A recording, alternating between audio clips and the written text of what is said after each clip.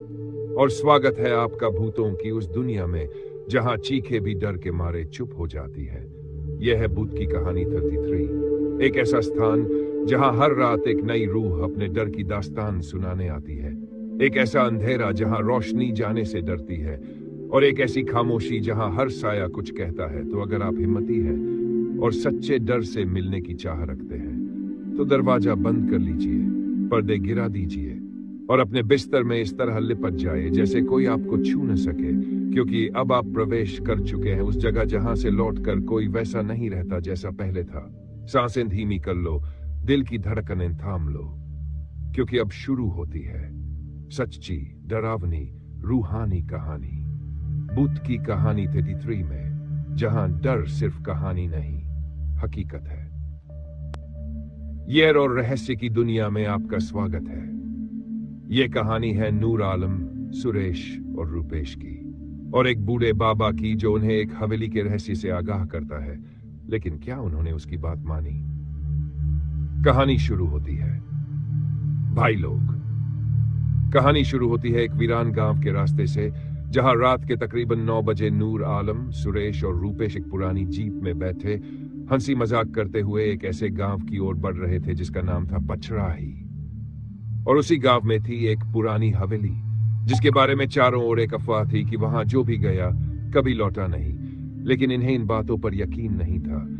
रास्ते में एक बूढ़ा बाबा मिला जो लकड़ी के सहारे बैठा हुआ बड़बड़ा रहा था। उसने जैसे ही इन तीनों को देखा जोर से बोला, बच्चों, मत जाओ उस हवेली में। वहां सिर्फ दीवारें नहीं बोलती, वहां यादें चिल्लाती है, वहां रातें जिंदा है। नूर आलम हंस पड़ा और बोला, बाबा डराओ मत, हम तो बस देखने जा रहे हैं। बाबा की आंखों में आंसू थे, लेकिन उसने कुछ नहीं कहा, बस धीमे से बोला, जब 12वां दरवाजा खुले तो पलटकर मत देखना बेटा। हवेली पास आई तो सबका दिल धड़कने लगा।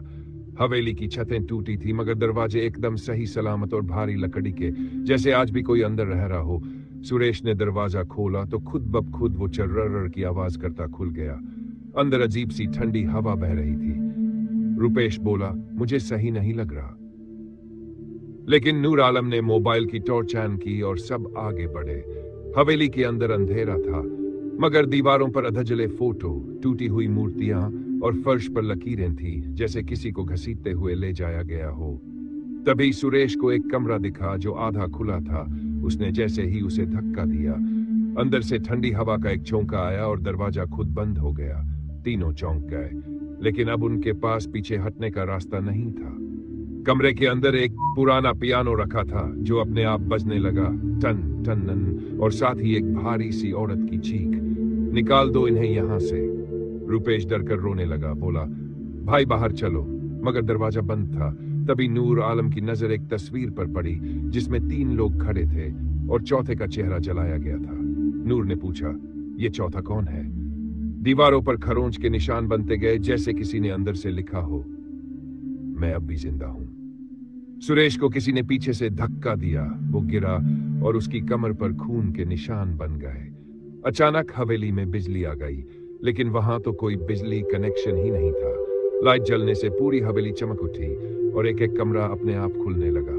ये थे हवेली के 12 कमरे। हर कमरे में एक अलग आवाज, एक अलग रहस्य।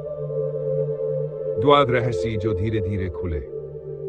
पहला कमरा, जिसमें एक लड़की का पायल गिरा मिला और दीवार पर लिखा था, उसने मुझे जला दिया था। दूसरा कमरा, फर्श पर खुदी हुई 3 लाशों के नाम, जिनमें एक नाम सुरेश का था। तीसरा कमरा शीशा था, लेकिन उसमें नूर की परछाई नहीं दिख रही थी। चौथा कमरा, एक झूला जो बिना हवा के हिल रहा था और बच्चा हंस रहा था, मगर दिख नहीं रहा था। 5वां कमरा, बाथरूम, जिसके शीशे पर खून से लिखा था, मैं वापस आऊंगी। 6ठा कमरा, एक लड़की की लाश जो कुर्सी से बोधी थी, आंखें खुली हुई और मुंह में था, मत बोलो। 7वां कमरा, एक पुराना मंदिर, लेकिन मूर्ति उल्टी थी। 8वां कमरा, सुरेश के बचपन की तस्वीरें टंगी थी जो उसने कभी खींचवाई ही नहीं थी। 9वां कमरा, एक पुराना रेडियो जो मिलिंजिंग 60D की खबरें सुना रहा था। 10वां कमरा, रूपेश की मां की आवाज आई, बेटा घर लौटा, लेकिन उसकी मां तो सालों पहले मर चुकी थी। 11वां कमरा, जिसमें बाबा की परछाई दिख रही थी और आवाज आई, मैंने मना किया था बेटा। 12वां खुलते ही दीवारों पर खून से नाम लिखे थे, नूर, सुरेश, रूपेश, और वहां एक आईना था जिसमें तीनों को अपना भविष्य दिखा। तीनों की मौत उसी हवेली में। अंतिम मोड़। जैसे ही वो 12वां दरवाजा खुला, बाबा की बात याद आई। 12वां दरवाजा खुले तो पलट कर मत देखना। लेकिन सुरेश ने पलट कर देखा और चीख के साथ वहीं गिर गया। आंखें सफेद, शरीर ठंडा। रूपेश बेहोश हो गया और दीवारों पर लहू से लिखा गया, अब तुम 2 बचे हो। नूर आलम ने हिम्मत से बाबा की आवाज को याद किया। जिसने मुंह नहीं छोड़ा वही फंस गया।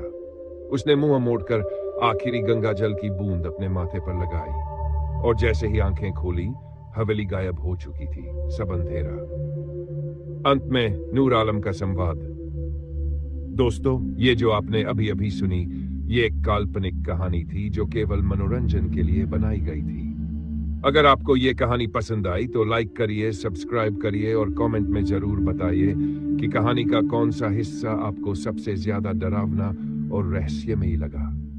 तो मिलते हैं अगली रहस्यमयी कहानी में।